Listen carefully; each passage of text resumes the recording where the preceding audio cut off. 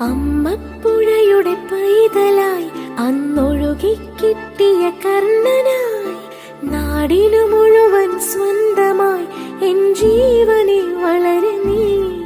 കുടിൽ മേയുവാൻ മുകിലുകൾ, അതിൽ മാരിവിൽ ചുവരുകൾ, നിനക്കൊരു കുടം കുളിരുമായി പുതുമഴ മണിമ